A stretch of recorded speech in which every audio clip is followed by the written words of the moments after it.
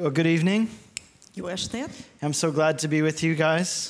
Nagyon nagy öröm számomra, hogy itt lehetek veletek. Those of you who don't know me, I pastored in Eger for 7 years. Before that, I was in Debrecen for 3 years. Azok, akik nem ismernek engem, elmondanám, hogy én a gyülekezet pásztora voltam, az egri gyülekezetnek voltam 7 évig, azt megelőzően pedig a Debrecenének 3 évig. And currently pastoring in Colorado. Jelenleg pedig Colorado államban, az USA-ban vagyok pásztor. I'm from. Ahonnan vagyok. I'm here for a wedding. There's a couple from the church in Eger that are getting married, and so that I am here to do their ceremony. És igazából egy esküvő miatt utaztam most ide, mert az egri gyülekezetben van egy pár, akik most kelnek egybe, és hát én adom őket össze. So sometimes I come here without my family, but this time I'm blessed to be here with my family. We're all here together, and so anyway, good to see so many friends and so many people here tonight. Hát van olyan, amikor úgy szoktam, vagy úgy jövök ide Magyarországra, hogy nem hozom magammal a családomat, most viszont abban az áldásban van részem, hogy itt van a családom is velem, most együtt vagyunk, és nagyon jó látni egy csomó baráti arcot itt közöttetek. Okay, so hey, please open with me in your Bibles to the Gospel of Matthew chapter 13. Na szóval akkor vágjunk bele, és lehetek szívesek, nyissátok ki a Bibliátokat a Máté evangéliumának a 13. fejezetében. The title of today's message is Hidden Treasure. Azt a címet adtam a mai tanításnak, hogy az elrejtett kincs. So I'm going to ask that you read Matthew 13 verses 44 through 52. Jó, és akkor én fogom felolvasni itt ezt az ige szakaszt. A Máté 13. fejezetéből, a 44. verstől az 52. versig. Hasonló a mennyek országa a szántóföldben elrejtett kincshez, amelyet az ember miután megtalált, elrejt, örömében elmegy, eladja mindenét, amilyen van, és megveszi azt a szántóföldet. Hasonló a mennyek országa a kereskedőhöz is, aki szép gyöngyöket keres, amikor egy nagy értékű gyöngyre talál, elmegy, eladja mindenét, amilyen van, és megvásárolja azt. Hasonló a mennyek országa a tengerbe kivetett kerítőhálóhoz is, amely mindenféle halfajtát összegyűjt. Amikor megtelik, kivonják a partra, és leülve a jókat edényekbe gyűjtik, a hitványokat pedig kidobják. Így lesz a világ végén is. Eljönnek az angyalok, és kiválogatják a gonoszokat az igazak közül, és a tüzes kemencébe dobják őket, ott lesz majd sírás és fogcsikorgatás. Megértettétek mindezt? Kérdezte tőlük Jézus. Azok ezt felelték, igen. Ő pedig ezt mondta nekik, tehát minden írástudó, aki tanítványává lett a mennyek országának, hasonló ahhoz a gazdához, aki újat és ót hoz elő éles kamrájából. This is God's word. Ez Isten igéje. Let's pray. Imádkozzunk. Heavenly Father, thank you for your word, and we pray that as we study it tonight, Lord, open the eyes of our hearts to see wonderful things in it. Atyám, köszönjük neked a te igédet, és az a mi kérésünk, hogy kérlek segíts nekünk, hogy tényleg megnyissuk a mi szívünket, és ezeket a csodálatos dolgokat befogadjuk. And Lord, help us that we might see the beauty of the gospel. És kérlek segíts, Atyám, hogy láthassuk meg az evangéliumnak a szépségét. And it wouldn't just touch our minds, Lord, but let it touch our hearts. És azt kérjük, hogy ne csak az elménket, de a szívünket is érintse ez meg. Lord, let it change the things that we love. És azt kérem, hogy változtassa ez meg azokat a dolgokat, amiket szeretünk. And Lord, change us fundamentally. És azt kérem, Uram, hogy te alapjaiban változtass meg bennünket. Form us by your Spirit more into the image of Christ. És kérlek, Uram, hogy minél inkább Jézus Krisztus képmására formálj bennünket. For your glory and for our joy. A te dicsőségedre és a mi örömünkre. In Jesus' name. Jézus nevében. Amen. Amen. 1992, November 16th. 1992. november 16-án. That was a day that changed Peter Watling's life forever. Az volt az a nap, ami Peter Watling nevezetű embernek örökre megváltoztatta az életét. Peter Watling was a tenant farmer on a small piece of land in Suffolk, England. Ez a Peter Watling nevezetű férfiú, ő egy ilyen bérlő gazda volt, egy kis földdarabon, Suffolk megyében, Angliában. And he was doing his best to kind of scrape by a living on this small piece of land as a farmer. És hát igazából így nagyon nagy erőfeszítéseket tett annak érdekében, hogy valami megélhetést össze tudjon hozni saját magának ezen a kis földdarabon. And one day he's out working in his field and he lost his hammer. És akkor egy nap kint volt a mezőn, vagy ott a szántóföldön, és elvesztette a kalapácsát. Two concerns came to his mind immediately. Hát egyből két dolog jutott az eszébe, ami ugye aggasztotta őt. The first was this: he didn't really want to spend any money to buy a new hammer. Az első az rögtön az volt, hogy nem igazán akart pénzt költeni arra, hogy egy új kalapácsot vegyen. He didn't have a lot of money to begin with. Először is nem volt túl sok pénze. But the bigger concern was that he was worried that later on, as he was, using his plow and machinery on the field, that he might accidentally pick up the hammer in his machinery and damage his plow. A másik pedig az volt, hogy arra gondolt, hogyha viszont a későbbiekben ő ott ugye az ekkével ott felszántaná a földet, akkor esetleg így, hát az így rámenne a kalapácsra, ugye nem tudod, hogy hol van, és akkor az még az ekkében is kárt tenne. So he had to find this hammer.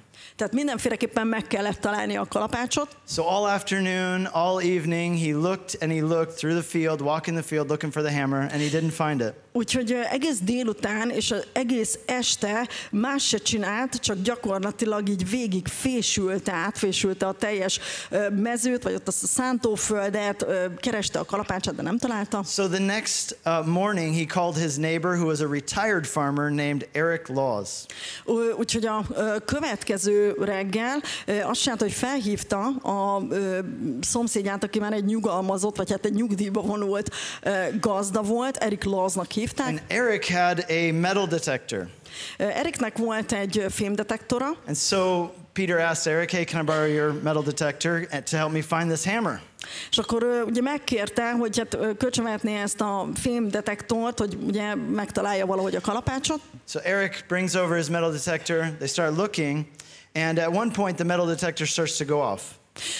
Úgyhogy átjött Erik, együttesen nekiálltak, hogy a fémdetektorral keresgéljenek, és akkor egy ponton ez a fémdetektor valamit jelzett. So they think they found the hammer, they start digging around, and of course they didn't find the hammer, but what they found was a silver spoon.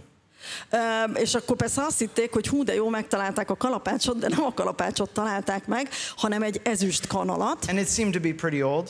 Elég öregnek vagy réginek nézett ki. So they started digging around some more. They found some more silver spoons.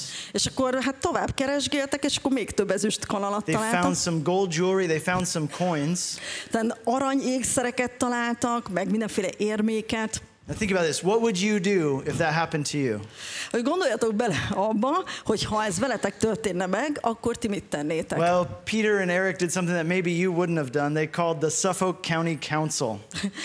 Peter és Erik valami olyasmit tett, amit talán itt most mi nem feltétlenül tennénk meg. Ők a Suffolk megyei tanácsot hívták. And the next day a group of archaeologists came out and they excavated the area. És akkor másnap már jött is egy csapat régész, és hát feltárták ott azt a részt. And a few feet below the surface of the ground they found a chest, and in the chest they found the largest collection of gold and silver coins from the Roman Empire that's ever been found. És hát akkor így egy pár méterrel a föld felszíne alatt ők találtak egy ilyen kis ládikát, és abban a ládikában pedig olyan mennyiségű, illetve értékű ezüst és arany érméket találtak a római birodalomból, ami a legértékesebb volt, amit valaha kiástak. So 14,865 Roman coins. 14,865. Tehát 14.865 római érmét találtak. And 200 objects also of value. És még 200 másik olyan tárgyat, ami szintén értékkel bírt. Now, of course, Peter and Eric were very excited to have found this treasure. Természetesen, hát Peter és Erik rendkívül izgatottak voltak, hogy ők megtalálták ezt a nagy kincset. Until they found out that the British government had declared it a treasure trove and had confiscated it. Egészen addig, amíg ki nem derült, hogy igazából a brit kormány ezt egy ilyen kincses ládának minősítette, és ennek megfelelően elkobozta tőlük. Now, even though they weren't able to keep the treasure, annak ellenére, hogy nem tarthatták meg magát a kincset, British law required the government to pay them face value for the worth of the treasure.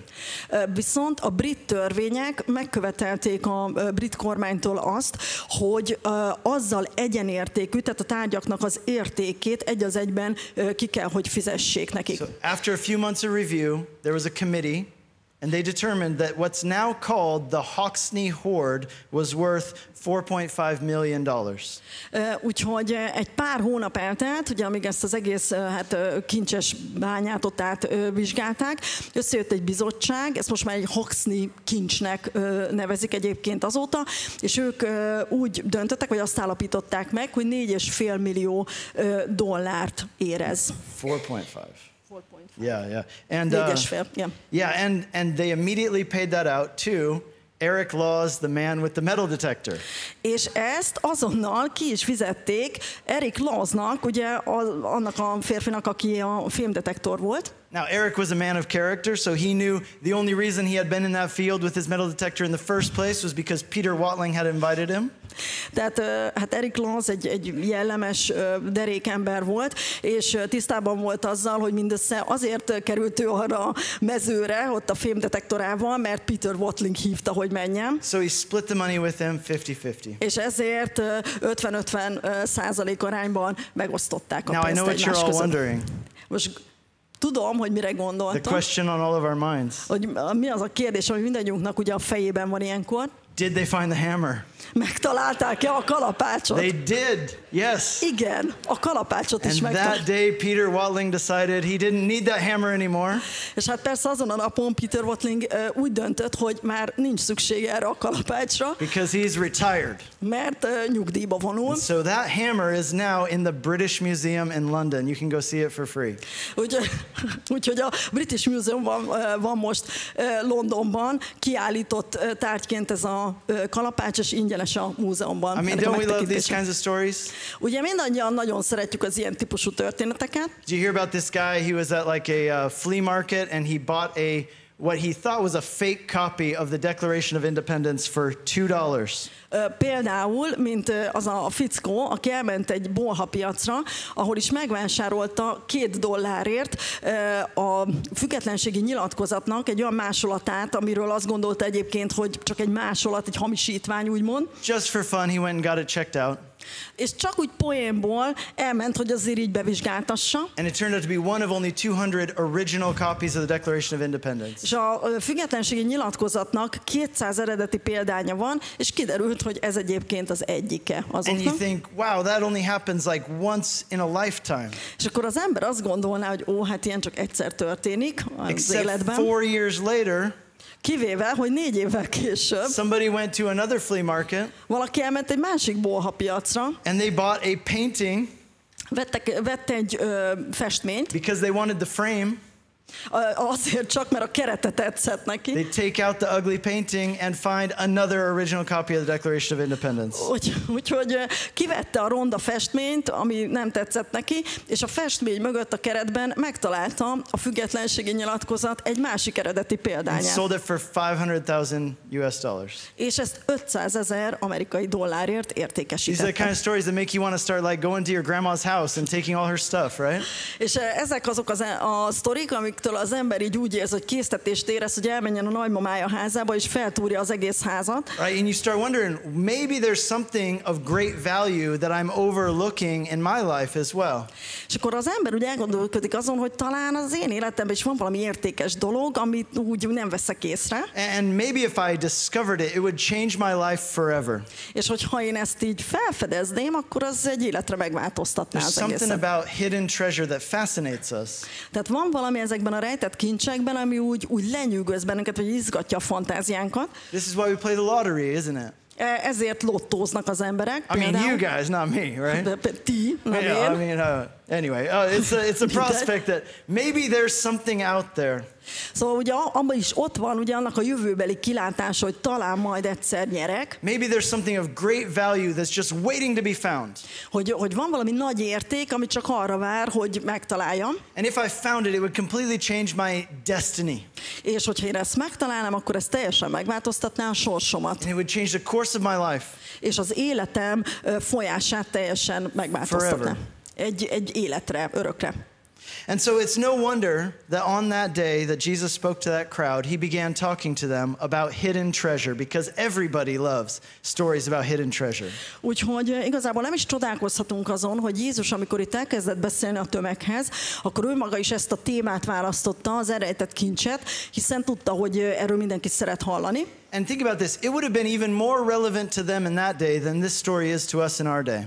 És igazából, hogyha jobban belegondolunk, akkor ez számukra még aktuálisabb vagy relevánsabb volt, mint mondjuk nekünk manapság. Because they didn't have like a banking system like we do today. Mert ugye nekik még nem volt a bankrendszerük, ami nekünk már van. So if you had something that was really valuable, you had to hide it in order to keep it safe. Úgyhogy azokban az időkben, hogyha az embernek volt valami nagyon értékes tulajdona, akkor azt kénytelen volt elrejteni, hogy biztonságban tartsa. So my wife, her dad is from Hungary, but her mom is from Lima, Peru. A feleségem apai ágon magyar származású, viszont az édesanyja Perúnak a fővárosából, Limából származik. And in these developing countries, right, they still do this because the currency fluctuates so much, it's so unstable. És ezekben a fejlődő országokban a mai napig ez a gyakorlat, mert egyszerűen olyan a fizetőeszközük, hogy az árfolyama állandó változik, tehát annyira labilis. So you don't want to keep your money in banks, so what do? You keep your money in things like treasure, right? Like jewelry and gold, and what you do is you hoard it and you hide it.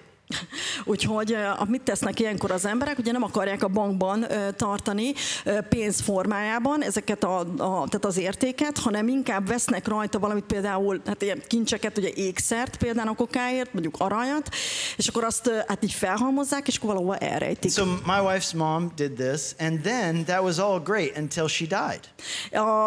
Az anyósom is ezt tette, ami szuper volt egészen addig, amíg meg nem halt. She was really good at hiding stuff because we could not find it. És nagyon-nagyon ügyes volt abban, hogy hogyan rejtsen el dolgokat, mert nem is nagyon találtuk meg őket. She died without telling anybody where it was. Úgy halt meg, hogy előzetesen nem árult el senkinek sem egyébként, hogy hova rejtette a dolgait. So my wife, for 3 weeks, she searched her mom's house until she finally found the valuables at the bottom of a garment bag. Úgyhogy a feleségem 3 héten keresztül teljesen feltúrta az édesanyja házát azért, hogy hát megtalálja ezeket az értékeket, és akkor a végén megtalálta egy ilyen, nem tudom minek nevezzük ezt, ilyen cipzáros, ilyen öltönytartó zsákba körülbelül, tehát egy ilyennek az alján volt. But the point is this, we're fascinated by this idea of hidden treasure, of stumbling on something that is of great value and that will change your destiny forever. Tehát minket lenyűgöz ez az ilyen rejtett kincs, hogy egyszer csak így véletlenszerűen az ember belebotlik valami nagyon értékes dologba, ami aztán egy életre megváltoztatja a sorsát. So if you are reading through the Gospel of Matthew, what happens is when you get here to chapter 13, Jesus changes the way that he's been teaching. Úgyhogy azt látjuk, hogyha az ember végigolvassa egyébként itt az evangéliumot, Máté evangéliumát, akkor, hogyha a 13. fejezethez érünk, akkor Jézus változtat a stílusán, a tanítási stílusán. Yeah, here in chapter 13 it says that from that time Jesus began teaching in parables. Azt mondja itt nekünk az ige, hogy innentől kezdve Jézus példázatokban szólt hozzájuk. And his disciples asked him in chapter 13 verse 10, why are you speaking in parables? És itt a 13. fejezetnek a 10. versében ugye a tanítványai megkérdezték Jézustól, hogy miért beszélsz nekik példázatokban. These parables, they were illustrations, they were analogies to help people understand spiritual principles. Ja, ezek a példázatok, ezek olyan analógiák és illusztrációk voltak, amik segítettek az embereknek különböző lelki alapelvek megértésében. And in a way you could say that this idea of parables, a parable itself in a way is a form of hidden treasure. És mondhatja azt az ember, hogy maga a példázat is tulajdonképpen egyféleképpen egy ilyen rejtett kincs. Right, they're simple little stories. Mert ezek egyszerű kis történetek. The more you dig into them, de az ember minél mélyebbre ás bennük, you know, under the surface you find a treasure trove of meaning.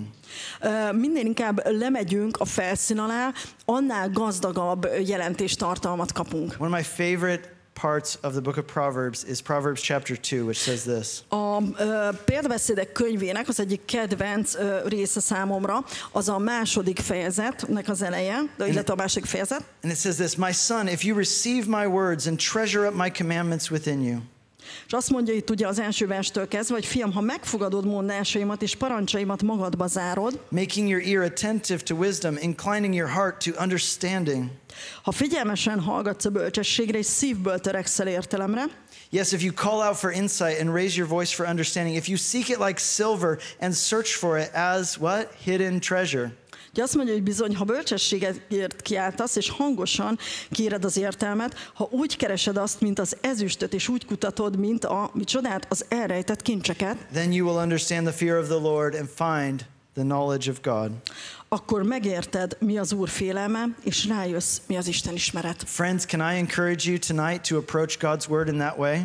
Barátaim, arra szeretnélek kérni benneteket, hogy ma este ilyen módon viszonyuljatok az Isten igéjéhez. Will you determine that when you open up God's word, that's the way you're going to do it? És döntsétek el magatokban, hogy amikor kinyitjátok az Isten igéjét, akkor ezt fogjátok tenni. Digging into it, knowing that right below the surface there's treasure if you'll keep searching and keep looking.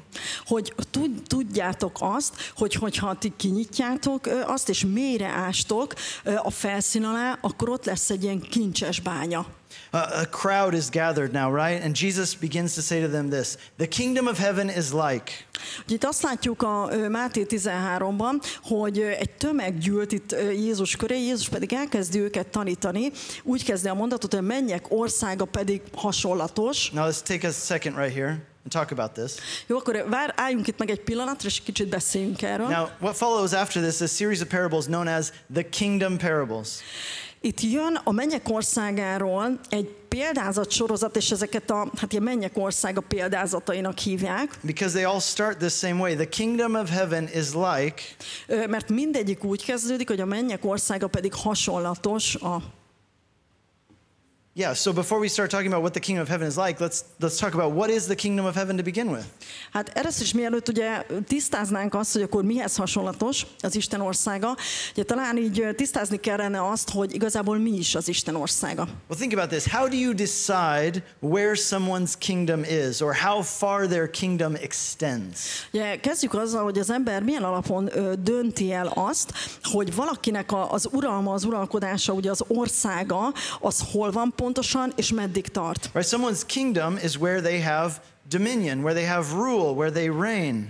Ugye úgy szoktuk ezt megállapítani az alapján, hogy az a személy az az adott terület fölött uralkodik. Right, and so the extent of a king's kingdom is the extent to where they are honored and recognized as king. És az, hogy ő az a fölött, a terület fölött uralkodik, azt meghatározza az, hogy azon a területen tisztelik és ismerik el őt uralkodóként. So you could say that the kingdom of heaven is the place or anywhere, wherever God has rule and reign and dominion.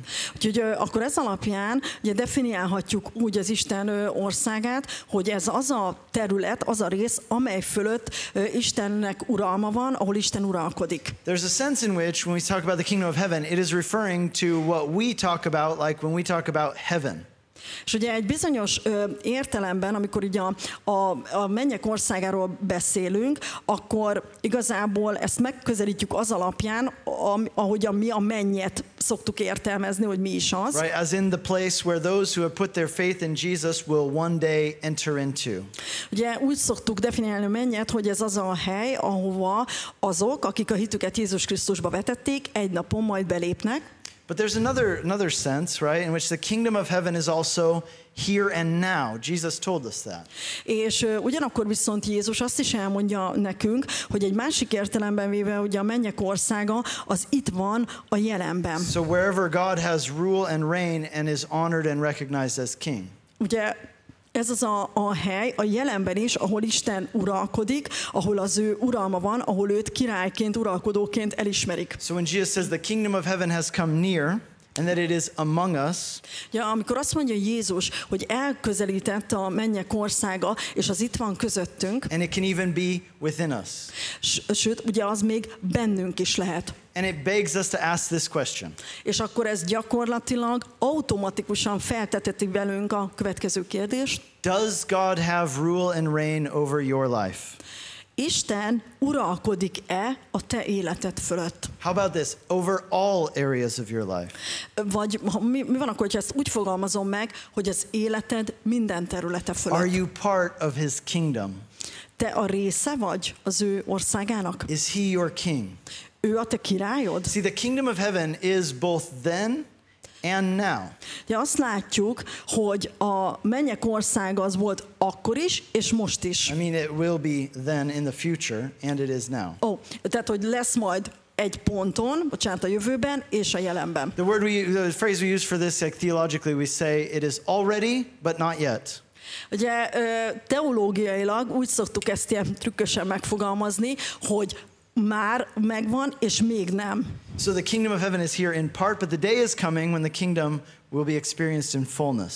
Ugye már részben itt van az Isten országa, de eljön majd az a pillanat a jövőben, amikor azt a maga teljességében fogjuk megtapasztalni. And we long for that day. We want that day so bad. We want that day when all things will be made right. És sóvárgunk már azután a nap után, és kívánjuk, hogy eljöjjön az a nap, amikor minden rendben lesz majd. When there will be no more sin, no more suffering, no more pain, no more death. Amikor már nem lesz bűn, és nem lesz szenvedés, nem lesz fájdalom, és nem lesz halál. Forever. Örökre. And we long for that day, but here's the other part. We can experience the rule and reign of God in our lives now. Tehát mi sóvárgunk azután a nap után, de vegyük azt is figyelembe, hogy mi az Isten uralmát itt a jelenben megtapasztalhatjuk. So do you guys know what the kingdom of heaven is like? Tehát tudjátok, hogy milyen a mennyek országa? It's kind of like treasure hidden in a field. Ez olyan, mint a szántóföldbe elrejtett kincs. Which a man found. Amit megtalált egy ember. And realizing what a treasure it was, he went and in his joy he sold all that he had and bought that field. És ugye azt mondja, hogy felismerte, hogy micsoda kincset talált, ezért mit csinált? Elment, eladta minden örömében, elment és mindenét eladta azért, hogy az a kincs az övé lehessen. Or here's another way you could put it. The kingdom of heaven is like a merchant looking for fine pearls. Akkor ugye itt van egy következő hasonlat, hogy a mennyek ország az olyan hasonlatos a kereskedőhöz, aki igaz gyöngyöket talált, who upon finding one pearl of great value went and sold all that he had and bought it. És igazából egy igaz gyöngyöt talált, és ezért elment, és mindenét eladta azért, hogy ezt megvásárolhassa. Jesus once posed a question which is just as relevant today as it was when he said it 2000 years ago. És Jézus itt fel akar tenni nekünk egy kérdést, aminek ugyanolyan aktualitása van ma is, mint akkor 2000 évvel ezelőtt. He said this, what does it benefit a person if they gain the whole world and yet lose their own soul? Ugye azt kérdezi ő, hogy mert mit ér az ember azzal, hogyha az egész világot megnyeri, de a lelkében kárt van. If you succeed in every way in this life, hogyha te mindenben sikeres vagy ebben az életben, professionally, financially, in your family, a szakmádban, pénzügyileg, a családodban, but in the end you lose your soul, then what have you gained? A végén azonban elveszíted a lelkedet, akkor igazából mit nyertél? Because here's the truth. Mert a következő az igazság. We all have a debt before God which we are incapable of paying. Mindannyiunknak van egy adóssága az Istennel szemben, amit képtelenek vagyunk megfizetni. But the message of the gospel de az evangélium üzenete az, is that God loves you so much that he came and paid that debt for you in the person of Jesus Christ. Hogy Isten annyira szeretett téged, hogy ő eljött Jézus Krisztus személyében, és megfizette ezt az adósságot helyetted. And as a result you can be forgiven. És ennek eredményeképpen neked megbocsátattak a bűneid. You can have a relationship with God. És kapcsolatod lehet az Istennel. Which he comes into your life and he changes you. Amikor bejön az életedbe és átformál. And you get to live this life walking hand in hand with your Creator. És úgy élheted ezt az életet, hogy kéz a kézben mész a te teremtőddel. And you get to know him as Father and call him Father. És megismerheted őt apaként, és apának szólíthatod őt. And when this life is over, you get eternal life in his kingdom forever. És amikor ez a földi élet itt véget ér, akkor te örök életet nyersz az ő országában. Guys, that is an incredible treasure. És ez egy hihetetlenül nagy kincs. You know, there's a young man who came to Jesus one day. Volt egy ifjú, aki egy nap oda ment Jézushoz. He was rich, he was powerful. Gazdag volt, befolyásos volt. Everything he needed or wanted in this life, he had it all. Igazából mindene megvolt, amilyen csak lehetett ebben az életben, meg amit csak kívánhatott magának. But there was something that kept him up at night. De volt valami, amitől mégis úgy nem annyira bírt aludni éjszaka. Have you guys had that experience where there's something that keeps you up at night, something that bothers you? Tapasztaltátok ezt már ti is, hogy van valami, ugye, ami az embernek ott pörög az agyában, nem hagyja nyugodni éjszaka? He was haunted by this question. Hát őt így kísértette egy kérdés. What will happen to me when I die? Az volt a kérdés, hogy mi történik majd velem, ha meghalok. This life was taken care of. Mert ez az élet, erről már gondoskodtak. But he said, I don't know what's going to happen to me when I die. If I died today, I don't know where I would go. De azt mondja, hogy viszont azt nem tudom, hogy mi történik velem, amikor meghalok, tehát hogyha ma meghalnék, akkor nem tudom, hogy hova kerülnék. And we know that that was his question, because look at what he says to Jesus. Good teacher, what must I do to have eternal life? És tudjuk, hogy ez a kérdés foglalkoztatta őt, mert ezt a kérdést tette föl Jézusnak, hogy jó mester, mit tegyek, hogy elnyerjem az örök életet. It says that Jesus looked at him.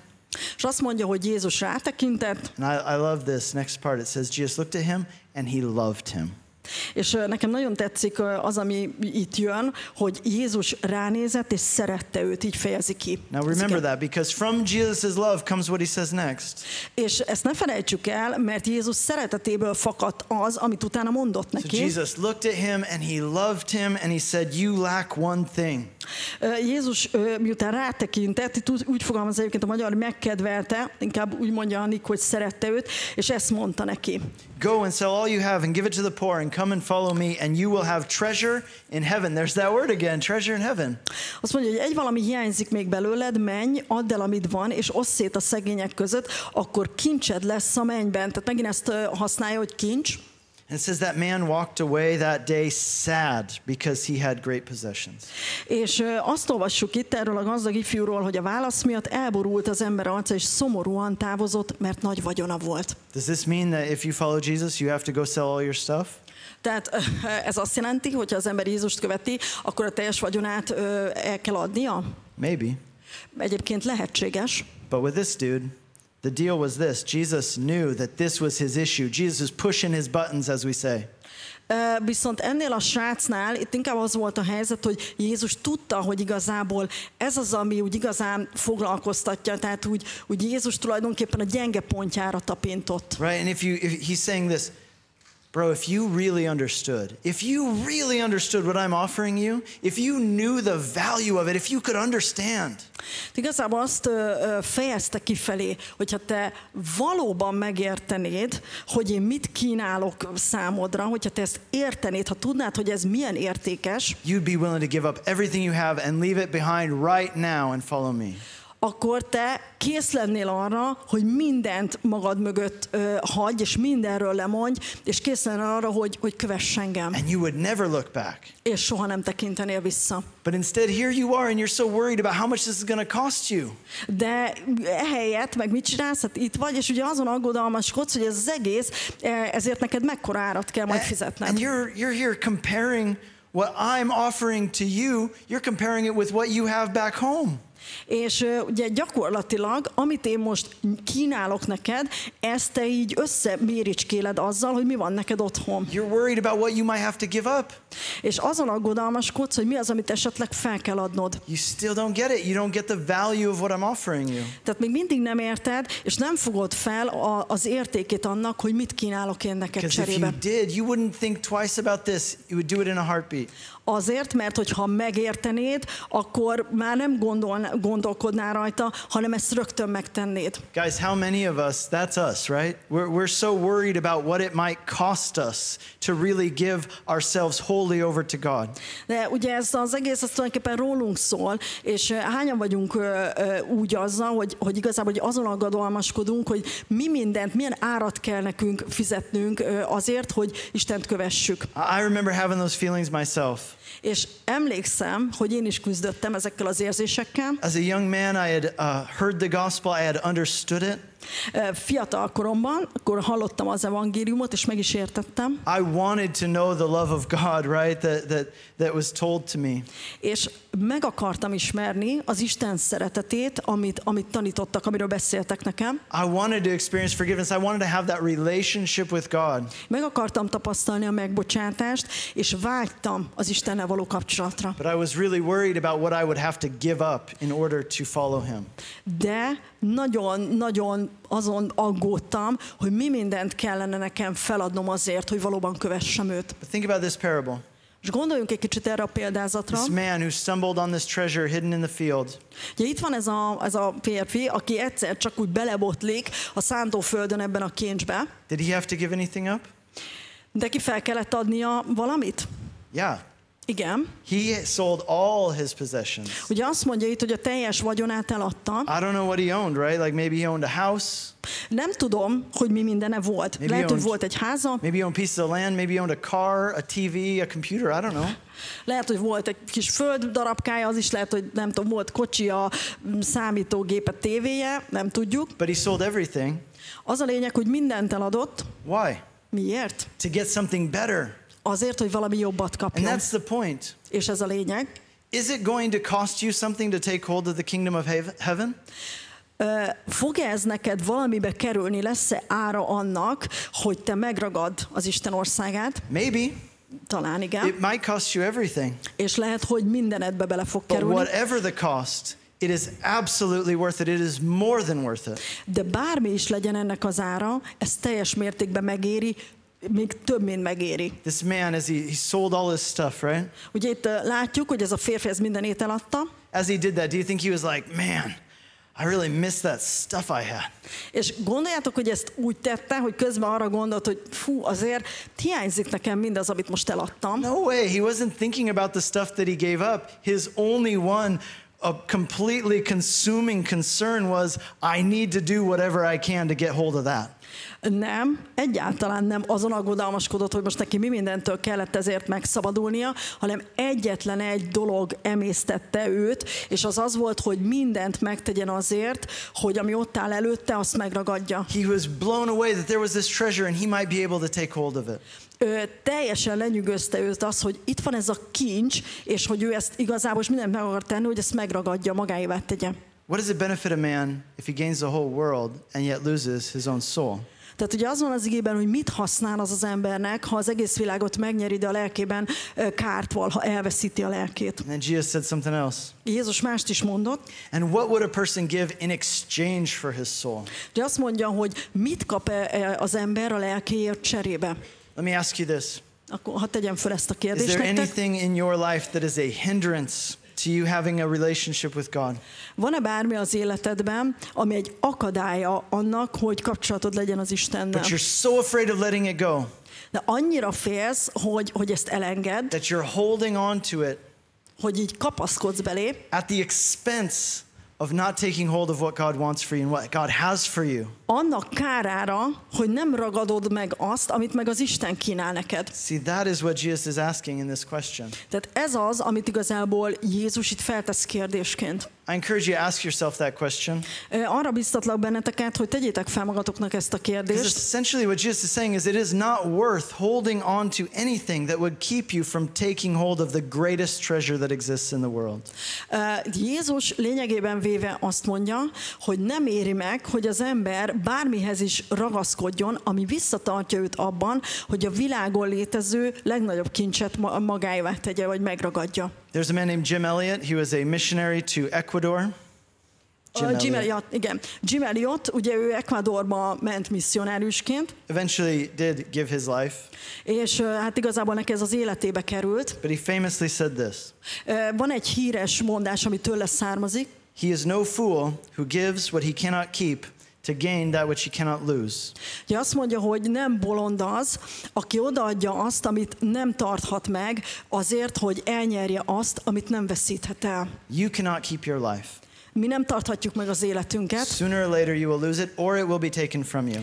Előbb vagy utóbb, vagy elveszítjük, vagy elveszik tőlünk. But if you give your life to God, De hogyha Istennek adod az you életedet, gain a treasure of unimaginable worth.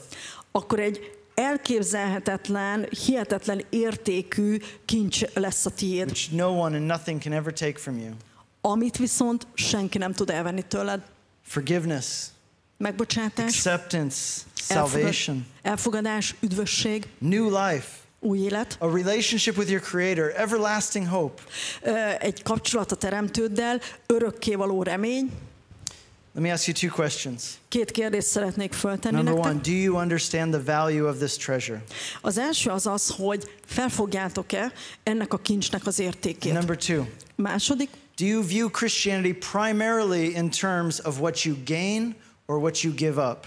hogy a kereszténységre hogy tekintetek? Elsősorban annak a szempontjából tekintetek-e a kereszténységre, hogy mit nyertek, vagy pedig az, hogy mit kell feladnotok?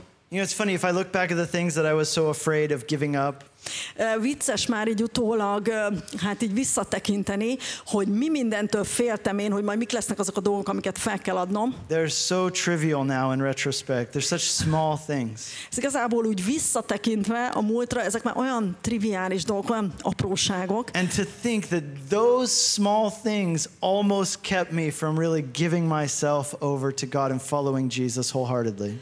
Hát és ugye belegondolni abba, hogy ezek az apró dolgok majdnem visszatartottak engem abba, hogy teljesen odaadjam magamat Istennek, és hogy teljes szívvel kövessem Jézust. See, Christianity isn't about what you give up, it's about what you gain.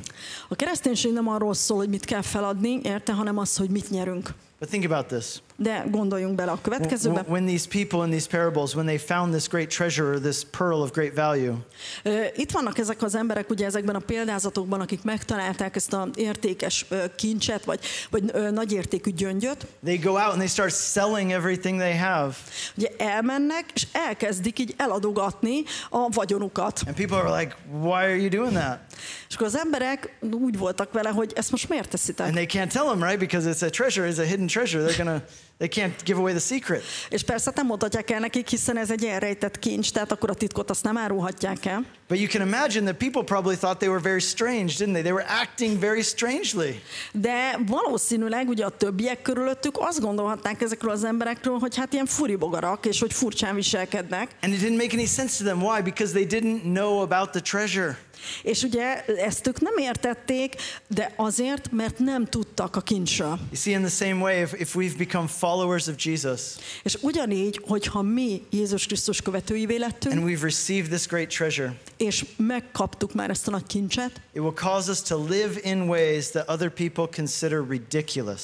akkor ez arra indít bennünket, hogy olyan módon éljünk, amit sokan körülöttünk nevetségesnek fognak tartani. Somebody might look at my finances Tehát valaki lehet, hogy a pénzügyeimre tekintve and they might say, you're too generous. azt mondja, hogy hát te túl bőkező vagy, You're giving too much away. What are you doing? This is ridiculous. hogy te túl sok pénzt adsz oda, és ezt miért teszed, ez nevetséges, amit teszel. Somebody might look at your marriage and they might say, why are you sticking with him? Vagy valaki mondjuk ránéz a házasságodra, és akkor azt mondja, hogy te miért maradsz meg emellett a férfi mellett, vagy nő mellett. That's ridiculous. Ez nevetséges. Some people would look at the way that you treat your enemies or the way that you forgive those who have hurt you. Vagy valaki arra tekint, hogy te hogy bánsz az ellenségeiddel, hogyan viszonyulsz azokhoz, akik megbántottak téged. They might say, that's ridiculous. It doesn't make any sense. It's not normal. És azt mondják, hogy ez nevetséges, és ez nem logikus így, és ez egyáltalán nem normális, ahogy viselkedsz. And of course they think it's ridiculous. They don't know the treasure that you found. És persze, hogy azt gondolják, hogy ez nevetséges, hiszen ők nem tudnak arról a kincsről, amit te találtál. If they could only see it, they would understand. De hogyha látnák, akkor megértenék. The generosity, the faithfulness, the forgiveness, the love that you found. Az, hogy milyen nagy lelkűséget, megbocsátást, szeretetet kaptál. That we've received from Jesus. Az, amit kaptunk Jézustól. We've gotten this treasure and it's changed everything. Hogy mi elnyertük ezt a kincset, és ez mindent megváltoztatott. But here's the thing. De a következő a fontos dolog. Maybe these two little stories we've been talking about, Ugye ez a pár kis történet, amiről itt beszéltünk, maybe this isn't what they're about at all, actually. lehet, hogy ezek igazából nem is arról szólnak, mint amit most itt kifejtettem.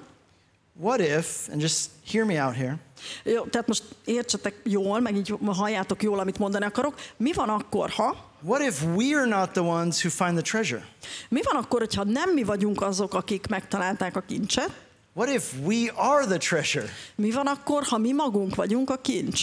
Now listen, because in the parable right before this one, Csak azért is mondom ezt, mert az ezt megelőző példázatban Jesus also talked about a field. Jézus ott is egy szántóföldről beszél. In verse 36, his disciples come to him and they say, hey, could you explain that parable? And Jesus is like, sure. És itt a 36. versben oda mennek, azt olvasjuk, hogy oda mennek hozzá a tanítványai, és megkérik, hogy magyarázza el nekik a példázatot, mondja, hogy oké, persze. Okay, now check out 37 and 38. It says this, the one who sows the good seed is the Son of Man, and the field is the world. Ugye itt azt mondja a 38. versben, ő pedig így válaszolt nekik, az, aki a jó magot veti, az emberfia, a szántóföld, a világ. So right after Jesus tells this parable in which he said the field is the world, then he tells another parable again about a field. Tehát itt ugye Jézus arról beszél ebben a példázatban, hogy a szántóföld a világ, és ezt követően rögtön egy következő példázatot mond, szintén egy szántóföldről. So what if the field still represents the world? Mi van akkor, hogyha a szántóföld továbbra is a világot szimbolizálja? Let me ask you, who is the one who has come into the world and given everything they have to redeem a treasure from the world? Akkor felteszem azt a kérdést, hogy ki az, aki bejött ugye ebbe a világba, és mindent odaadott azért, hogy a világtól megváltson, megmentsen egy kincset. Well, that's not me and that's not you. Hát ez nem én vagyok, és nem te vagy. That can't be us, that's Jesus, isn't it? Ez nem mi vagyunk, hanem ez Jézus, ugyebár. What about the merchant in the parable? The treasure, right? Again, the treasure is us. Mi van a kereskedővel, ugye, aki ott azt a kincset megleli? Ott megint az van akkor, hogy a kincs azok mi vagyunk. What if the point of the parable is this, that God considers you such a great treasure that he would come and he would give everything in his joy to take hold of you? Mi van akkor, hogyha igazából ezek a példázatok arról szólnak, hogy Isten téged akkora kincsnek tart, hogy mindent odaad örömében azért, hogy téged megragadjon? Because you know what that sounds like? That sounds like the message of the gospel, doesn't it? Mert mihez hasonló az, amit most mondtam, ez igazából úgy hangzik, mint az evangélium üzenete, nem? Not what I need to do for Jesus, but what Jesus has done for me. Nem az, amit én akarok Jézusért tenni, hanem az, amit Jézus tett értem. Guys, that's pretty good news. És ez nagyon jó hír. It's not what we've done for him, it's what he's done for us because of his love for us. In his joy he did it. És ugye ez nem arról szól, hogy mit tettünk érte, hanem ő mit tett értünk szeretetből az ő örömében. And anything we do for him is just a response from a thankful heart. És mindaz, amit mi teszünk érte, az csak egy reakció, méghozzá egy hálás szívnek a reakciója. By us who are blown away that God would know us as we are really and yet love us. Tőlünk, akiket teljesen lenyűgöz az, hogy Isten, aki teljesen ismer minket a magunk valójában, hogy milyenek is vagyunk, és mégis szeret bennünket. And he would give everything to take hold of us. És mindent odaad azért, hogy bennünket megragadjon. The parable is a story about how God sees you.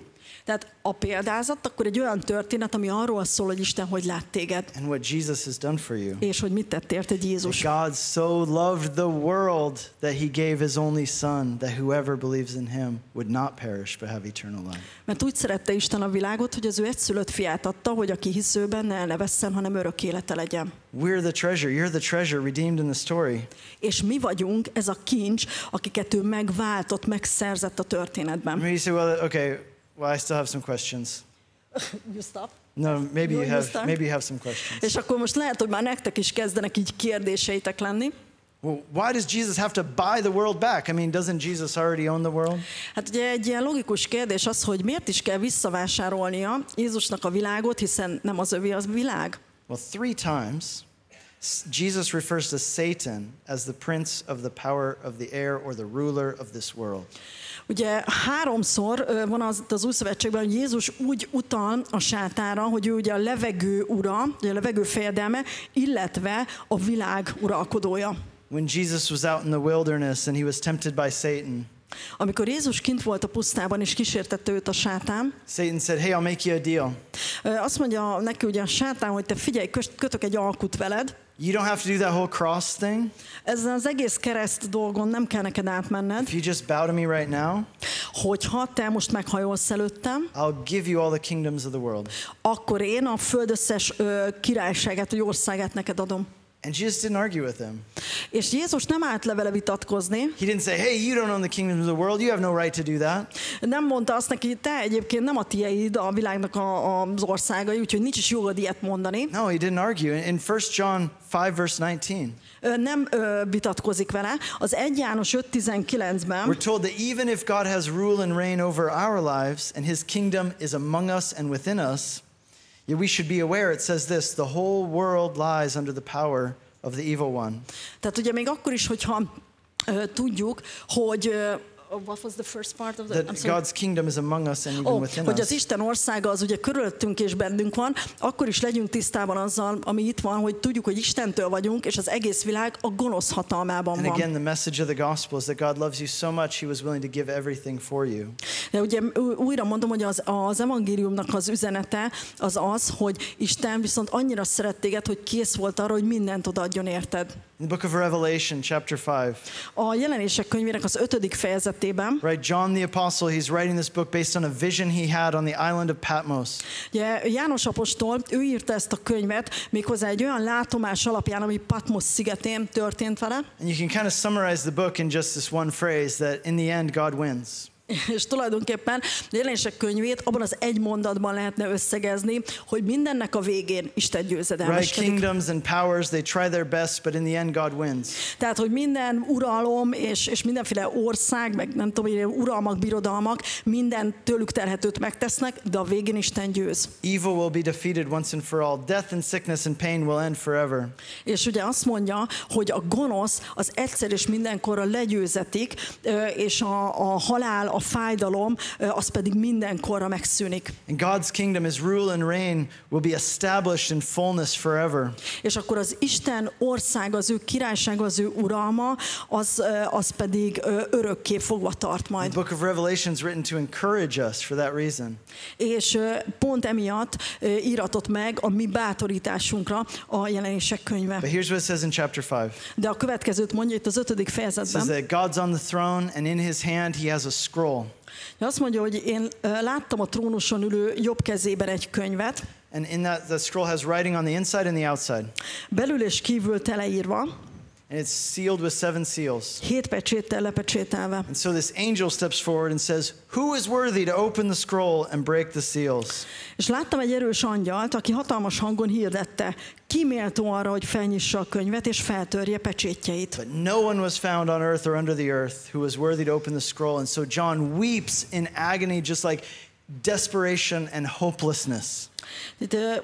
De sem a mennyben, sem a földön alatt nem tudta senki sem felnyitni a könyvet, sem beletekinteni abba, és nagyon sírtam, mert senki sem bizonyult méltónak arra, hogy felnyissa a könyvet, és hogy beletekintsen. Tehát egyéb fájdalmába, szenvedésébe zokogott. And then it says, one of the elders said to him, weep no more, behold, the lion of the tribe of Judah, the root of David, has conquered, so he can open the scroll and its 7 seals. Ekkor a vének közül egy így szólt hozzám, ne sírj, íme győzött az oroszlán Júda törzséből, a Dávid utóda, és felnyitja a könyvet és 7 And he pecsétjét. says, then I saw a lamb standing, looking as though it had been slain.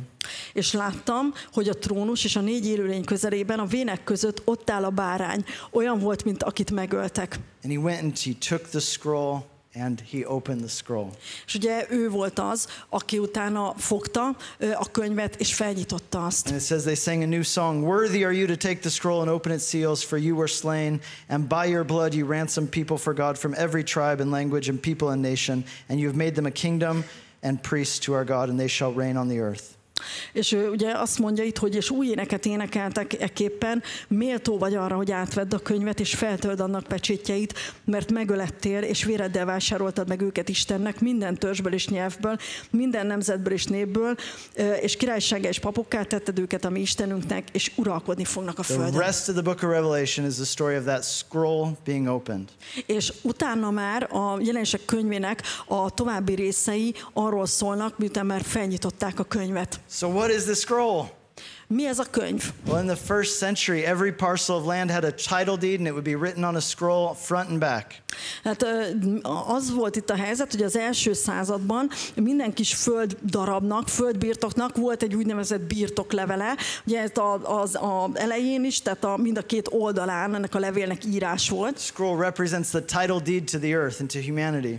És akkor itt ez a könyv, illetve a tekercs, ez igazából olyan, mint egy birtoklevél, amely elő birtokolja az emberiséget, a világot. So when they find it, no one's able to open it. John weeps.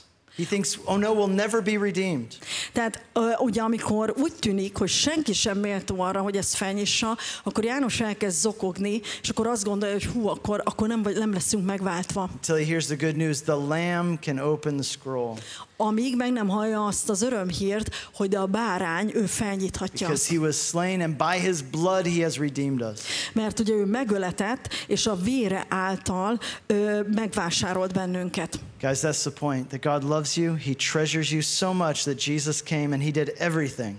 Tehát ez a lényeg, barátaim, hogy Isten annyira szeretett bennünket, hogy Jézus eljött, és mindent megtett értünk. Even giving his own life as a ransom for you.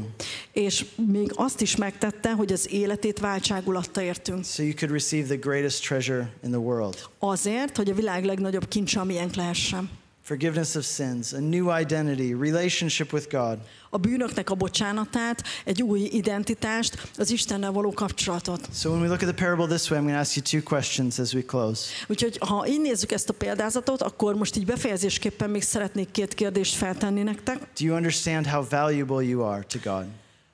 Felfogod-e, hogy megérted azt, hogy mennyire értékes vagy te az Istennek? Secondly, A második. do you see your life as your own? Az életedre úgy tekintesz-e, hogy az a tied? Or do you understand that if he has purchased you, then you belong to him? Vagy megérted-e azt, hogyha ő megvásárolt téged, akkor te az övé vagy? So therefore you should live for him. És ezért értek el, hogy élj. Okay, guys, so which is it? Is it the first interpretation or is it the second interpretation? Jó, akkor most mi van ilyenkor? Most akkor az első értelmezés, vagy az utóbbi értelmezés? Is it us or is it him? Akkor ez most mi vagyunk, vagy ő? Is it we who are the treasure or is it he who is the treasure? Akkor most mi vagyunk a kincs, vagy ő a kincs? Of course the answer is yes. The answer is both. És természetesen a válasz az, hogy igen, mindkettő. He has given everything for us.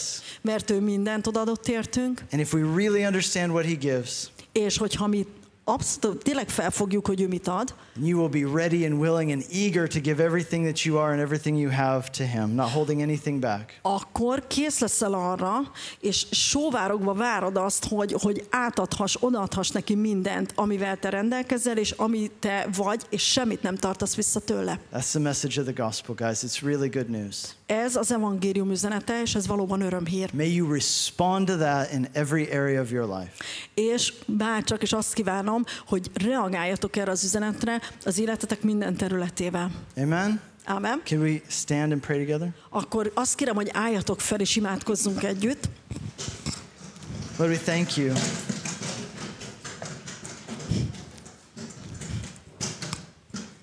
Lord, we thank you for the treasure that you are. Uram, köszönjük neked azt, hogy te egy hatalmas kincs vagy. And thank you, Lord, that you have treasured us. És köszönjük neked, Uram, hogy te nagy becsben tartasz minket, és kincsnek tartasz. Thank you, Lord, for what you have done for us. És köszönjük neked, Uram, azt, amit te tettél értünk. Lord, that in your joy, you knowing us would come for us to redeem us.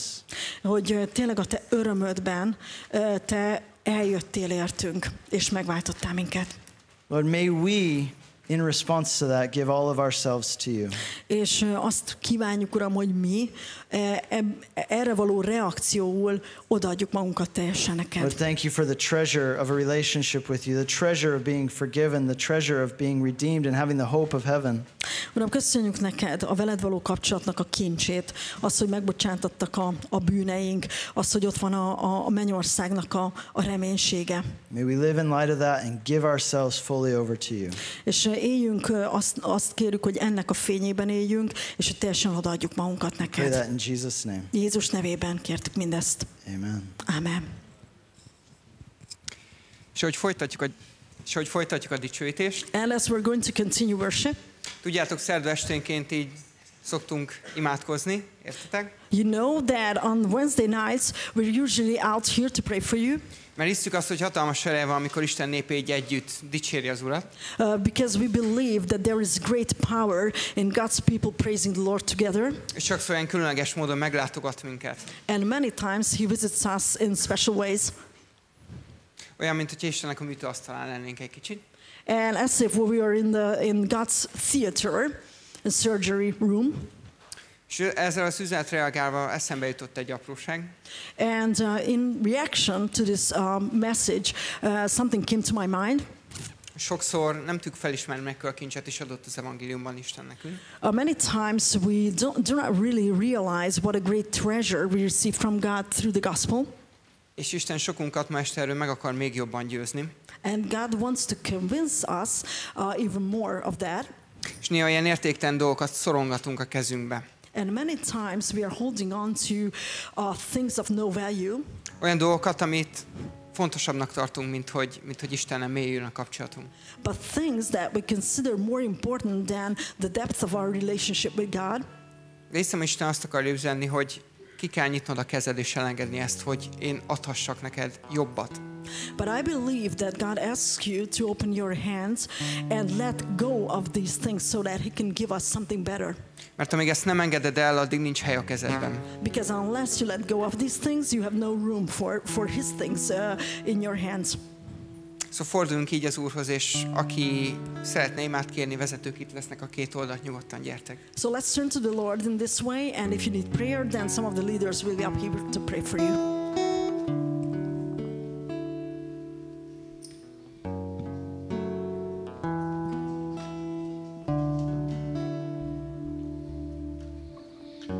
Hogy bízhatál rám oly kincset, mit angyalok sem kapnak meg. Féltőn hívtál, itt állok hát. Isten királyi trónjánál, és int felém két sebzett kéz, a megváltó karjába zár.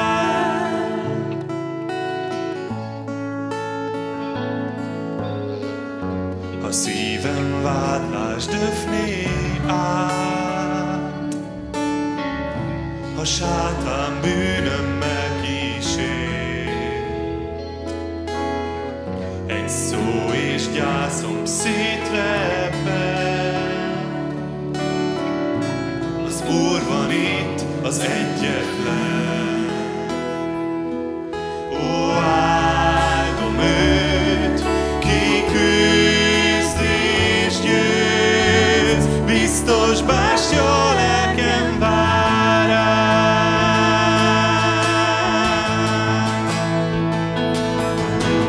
Itt állok most trónodnál,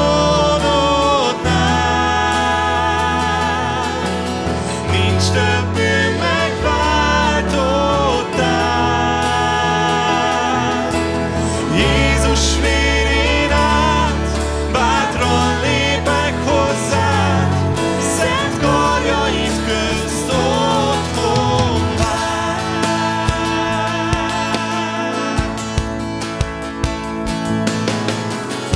A feltámadt Jézust látom,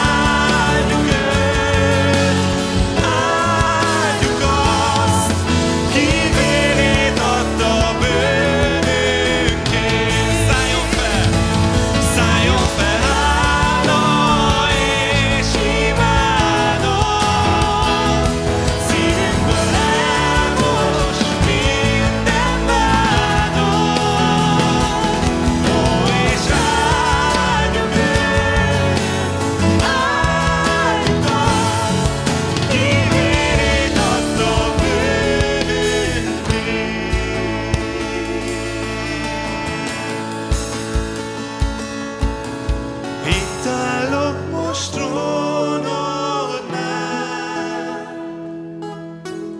Nincs többé megváltottál.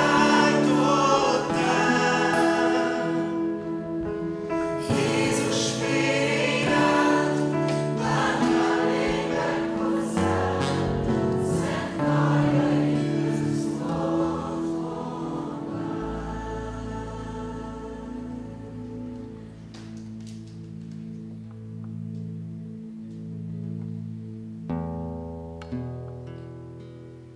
mindenem tiéd, az egész életem, szívem teljesen átadom neked saját terveim, és büszkeségemet most lábadhoz teszem, és új életet nyerek.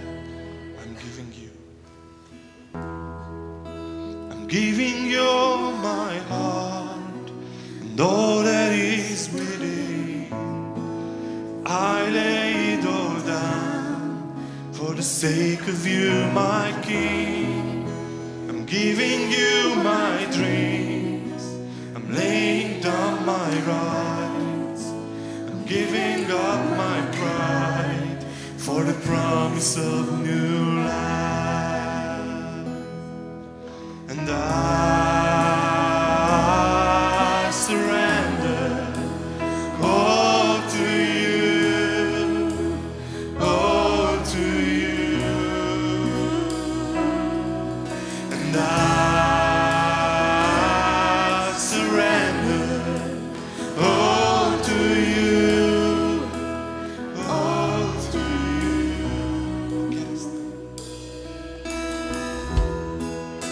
A keresztnél várlak, hogy dalom hozzád száll. Én kárnak ítélem, mint a világ felkínál, hogy megismerjelek dicsőségedben, hogy fájdalmadban is osztozzam veled. Tiéd minden álmom, az életem, mindenem. Tiéd minden álmom, az életem, mindenem. A keresztnél várlak, a keresztnél várlak, ahogy dalom hozzád száll. Én kárnak ítélem, mint a világ felkínál, hogy megismerjelek dicsőségedben, és fájdalmadban is osztozzam veled. Tiéd minden álmom, az életem, mindenem. Tiéd minden álmom, az életem, mindenem.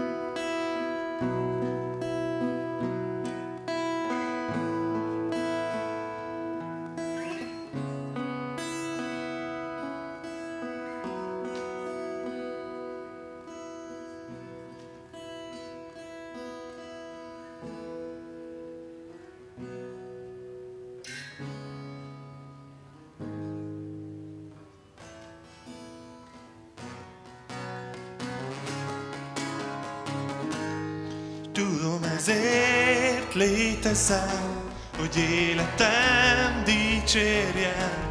Ha rám néznek, meglássanak téged.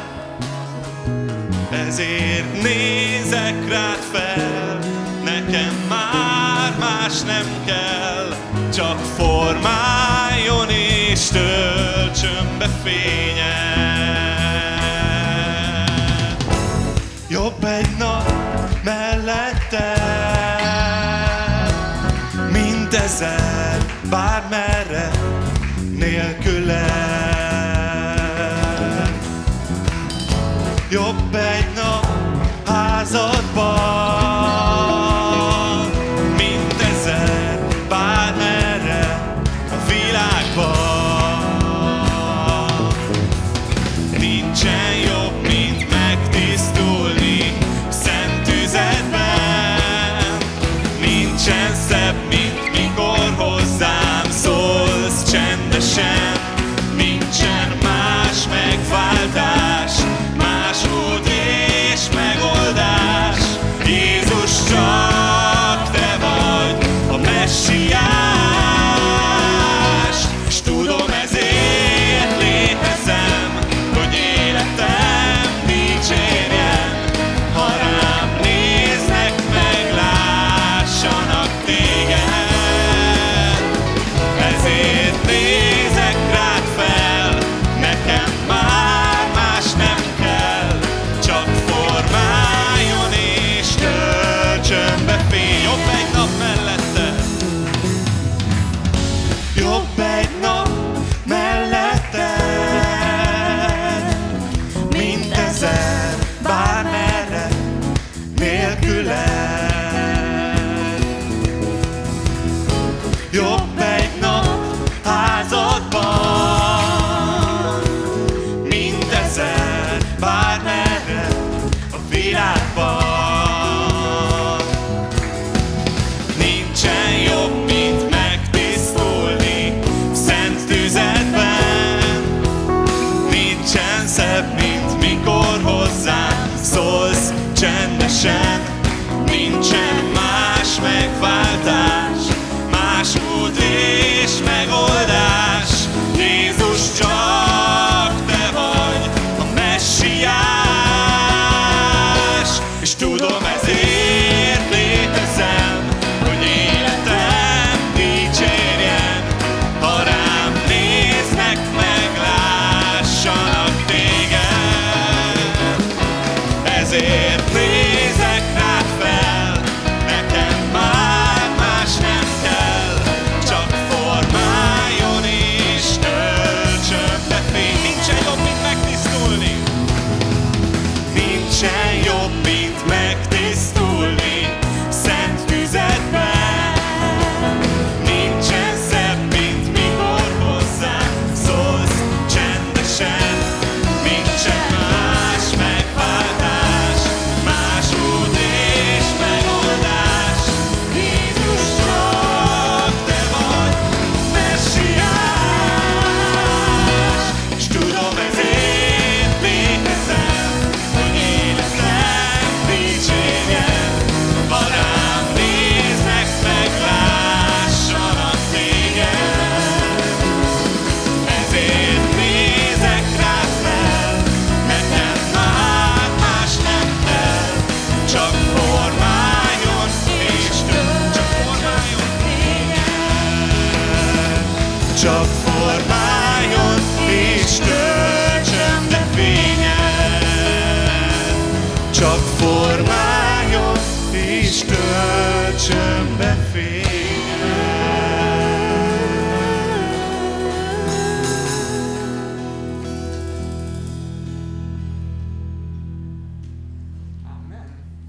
Amen.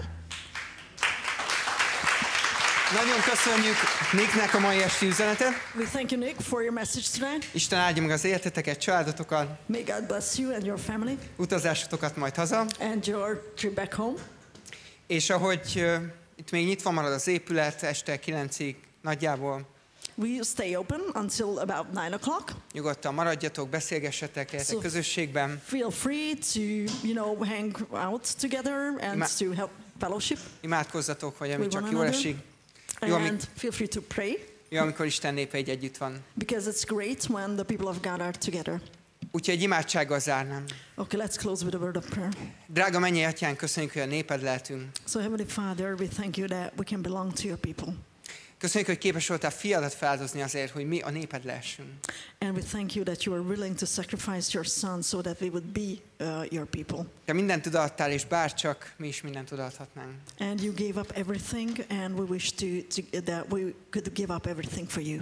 Köszönjük, hogy amíg mi itt Budapesten dicsőítünk téged, lent Vajtán is van a nagy tábor. And we thank you that as we are praising and worshiping you here in Budapest, the people down in Vajta do the same. És a néped egyszer itt két helyen csak így eléd állhat. And so your people can be in your presence in 2 different places. Kérlek, áld meg a közösségünket. So we pray that you will bless our fellowship.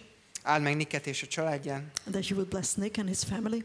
És legyen dicsőség csak tiéd ezért az estéért. And may all the glory be yours.